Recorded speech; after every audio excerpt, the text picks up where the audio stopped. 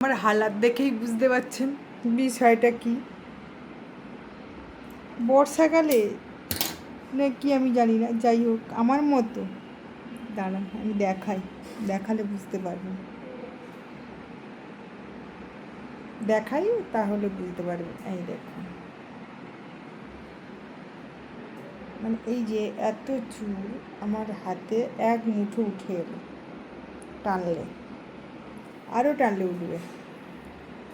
দেখুন এতটা চুল উঠেছে টানলে। তো এর সলিউশান যদি কেউ জেনে থাকেন প্লিজ একটু জানাবেন, কারণ আমি নেড়া না হয়ে যাই মাঝে মধ্যে, আমার মনে হয় খুব বাজে পরিস্থিতি আমার।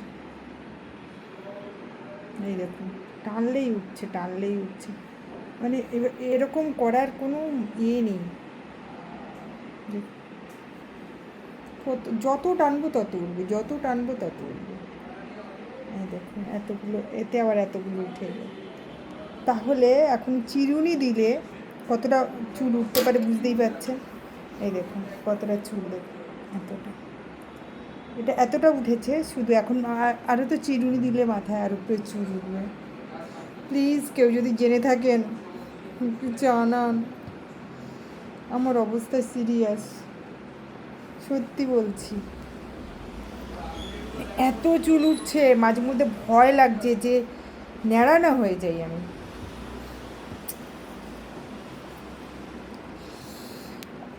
অনেক দিন পর, আজকে 4-5 দিন 6 দিন এক টানা বৃষ্টি হলো, লাগাতার বৃষ্টি হওয়ার পর আজকে একটু সূর্যদেবের মুখ দর্শন পেলাম, আর খুব ভালো লাগছে। ওই জন্য জামাকাপড়গুলো কেচে দিয়েছি, দিয়ে স্নান করে বসছি, কিন্তু আমার চুলের ভাব দেখে ভয় লাগছে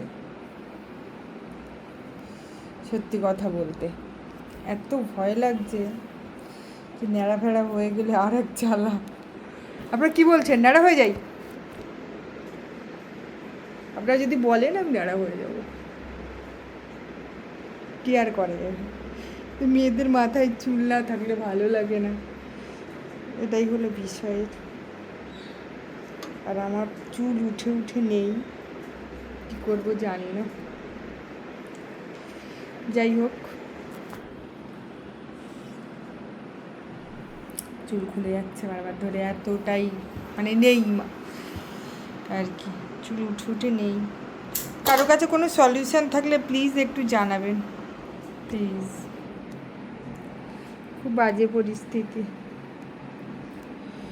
মাঝে তো অ্যালার্জি হয়েছিল পুরো, সে অ্যালার্জির ভাবটা গেছে, কিন্তু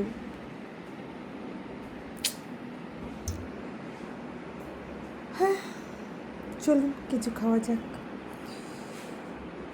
প্লিজ একটু সলিউশনটা বলবেন।